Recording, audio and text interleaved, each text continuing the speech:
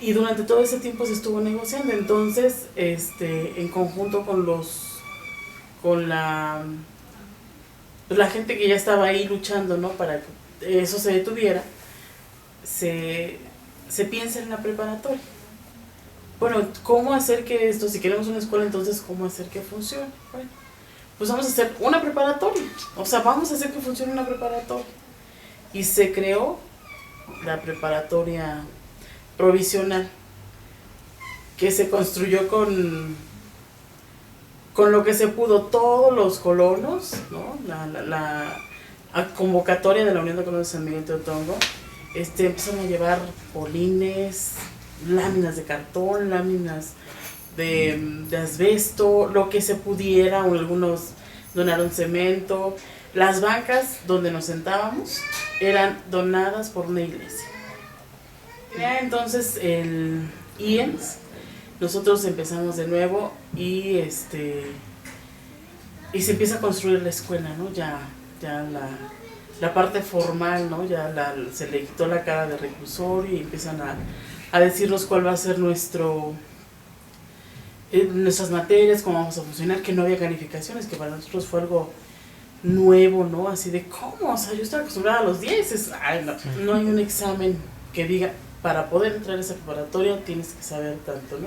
Porque eso discrimina. Entonces, si hay calificaciones, es ir diciendo quién es más, quién es menos. Estábamos en 1997 en una coyuntura política muy importante para esta ciudad y para el país. Se iban a llevar a cabo las elecciones locales.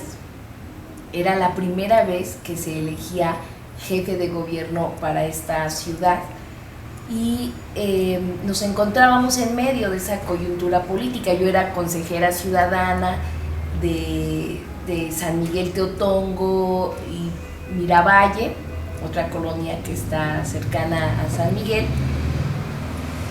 y bueno, la gente me propuso de que pudiera yo participar como candidata a diputada federal en esa zona, en el distrito 22. Y bueno, participamos políticamente en esta elección, en el PRD, y ganamos la elección junto con el jefe de gobierno de ese entonces, Cuauhtémoc Cárdenas. Se fue cuando prácticamente el PRD ganó toda la ciudad, en fin. Esto pasa en medio de esta lucha de la defensa del espacio del excárcel de mujeres. Yo no quise en ese momento contaminar la lucha social por el espacio con la candidatura, pero fue en ese momento precisamente cuando la gente, pues, del gobierno empieza la construcción, aprovechándose que, bueno, estábamos en la lucha política electoral, y entonces empieza la construcción de la excárcel. Inmediatamente después de la elección, la primera lucha que dimos en ese mes de julio fue precisamente recuperar esta movilización de la ciudadanía por defender el lugar. Pero ya nos dimos cuenta que no había ningún interés de tomar en cuenta a la población, que de hecho ya estaban construyendo el reclusorio de alta seguridad, y dijimos, bueno, pues si ya hicimos todas las luchas legales posibles, ya nos dimos a la tarea de difundir ante la población, y la población está en contra de esta decisión, pues no teníamos de otra: o parábamos la obra del reclusorio, o ya iba a ser muy difícil recuperar ese espacio. Entonces decidimos tomar las instalaciones de la excárcel de mujeres y parar la obra a través de la ciudadanía, a través de la acción directa, podríamos decir. Entonces aquí tenemos algunas fotografías en donde estamos tomando, ya convocado a los ciudadanos, y estamos tomando la excárcel. Obviamente la mayoría de las participantes mujeres. Y esto es muy importante porque en general, en toda la lucha, podemos darnos cuenta que cuando las pintas que se hicieron alrededor del ex cárcel de Nomas, Almoloyas, Prepa Sí, Cárcel No, son mujeres que hicieron las pintas. El abrazo a la ex cárcel de mujeres también fue de mujeres. Y pues la toma también la hicimos. Entonces tomamos, pensamos primero que simbólicamente lo íbamos a hacer y que entonces ya el gobierno iba a llegar y que íbamos a tomar un acuerdo. Cuando nos dimos cuenta es que habíamos tomado la ex cárcel de mujeres, habíamos evitado que entraran ya los trabajadores y todo esto, y resulta que pasó horas y horas y el gobierno nunca fue a tomar en cuenta nuestra palabra, nuestra propuesta, nada. Entonces, pues ya nos dimos cuenta que era necesario quedarnos y definir quedarnos ya en una toma permanente, y así lo hicimos. Tomamos esa decisión y nos quedamos allí afuera.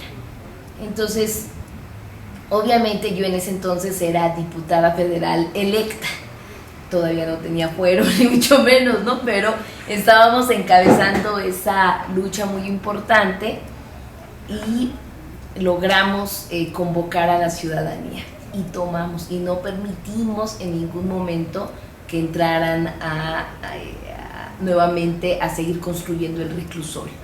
Era una coyuntura difícil porque eran esos meses en que ya el PRI sabía que había perdido, que ya se iba el gobierno de Espinosa Villarreal, que ya no les importaba nada, pero también había la posibilidad de que tuviéramos represión, de que pudiéramos enfrentar pues una especie ahí de dureza del gobierno de la ciudad saliente.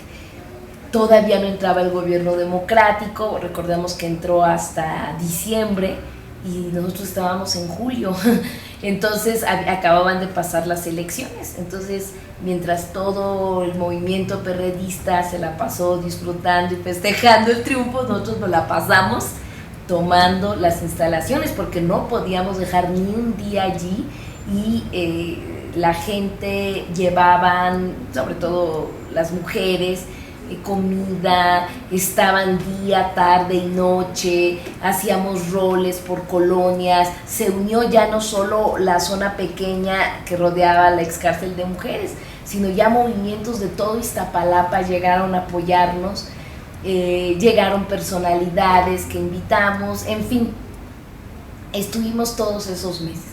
Y coincide con otra vez la expulsión masiva de jóvenes después de haber hecho el examen único, en el que quedaron sin poder estudiar la preparatoria. Entonces, en el mes de agosto decidimos que, en vista de que eran cientos de miles de jóvenes sin poder estudiar y que este gobierno los expulsaba de un futuro merecedor como todos los ciudadanos deberían de tener, ejercer este derecho a la educación, pues que convocábamos a la formación de una preparatoria provisional afuera del ex cárcel de mujeres a partir del 8 de septiembre. Yo me acuerdo que en la conferencia de prensa que dimos, me decía una reportera de Reforma, ¿y de veras van a hacer la preparatoria provisional? ¡Claro!